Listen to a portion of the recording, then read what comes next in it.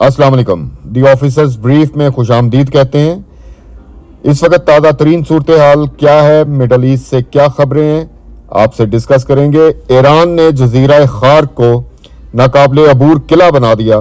امریکی زمینی حملے کو روکنے کے لیے بارودی سرنگوں کا جال بچھا دیا گیا. تو ناظرین, یہ خبر اس وقت آ رہی ہے. دوسری طرف صدر ٹرمپ جو کہ یہ چاہتے ہیں کہ کسی طرح بھی ایٹ اینی کاسٹ جو امریکن فورسز ہیں وہ جزیرہ خارق پر اس پہ قبضہ کریں اور اس کا کنٹرول جو ہے وہ یو ایس کے پاس آ جائے. لیکن ایران کی تیاری بھی بھرپور ہے. ایران کی تقریباً 10 لاکھ فوج یعنی 1 ملین گراؤنڈ فورسز وہ اس وقت ریڈی ہیں, نہ صرف فیس کرنے کے لیے امریکن ٹروپس کو بلکہ ان کے ساتھ ڈاگ فائٹ کے لیے. دوسری طرف صدر ٹرمپ جو ہیں وہ اپنی وکٹری کو کلیم کر رہے ہیں, لیکن ہمارا پوچھنا یہ ہے کہ کیا ٹرمپ جو ہے جو کہتے ہیں کہ جی میری جیت کو جو ہے وہ آپ مان جائیں, ایکسیپٹ کریں, تو دنیا یہ سوال کر رہی ہے کہ کیا آپ نے یہ جنگ جیت لی ہے؟ کیا آپ ایران میں رجیم چینج کرنے میں کامیاب ہو چکے ہیں؟ کیا آپ نے ایران کے بیلسٹک میزائلز پروگرام کو ختم کر دیا؟ کیا آپ نے ایران کا نیوکلیئر پروگرام ختم کر دیا؟ کیا ایران نے اپنے اتحادیوں سے رابطے ختم کر دیے؟ اب یہ 4 آبجیکٹو تھے اور ٹارگٹ ہیں جو کہ امریکہ نے حاصل کرنے تھے. تو ابھی تک جو امریکہ کے پاس اس کی کیا اچیومنٹ ہے؟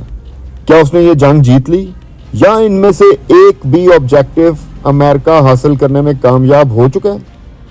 ڈیفینیٹلی نہیں.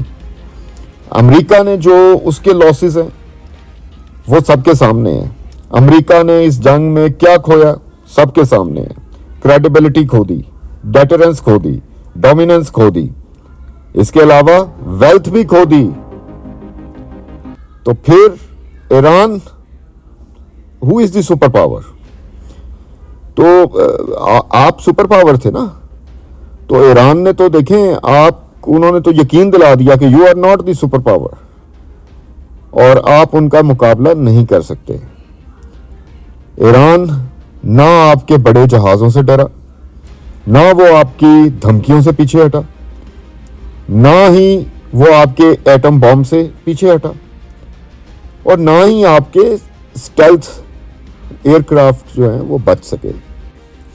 آپ تو اپنی ایئر بیسز بھی نہیں بچا سکے اور آپ نے کھربوں ڈالرز کے ڈیفنس سسٹم جو تھے وہ بھی تباہ کروا لیے.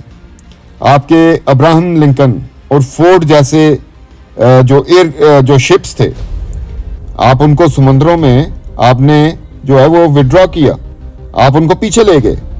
ایک جو ہے وہ کہیں دور بھاگ کے کہیں کسی جگہ پہ اس نے پناہ لی ہوئی ہے, اور دوسرا جو ہے وہ یونان میں مرم پٹی کروا رہا ہے.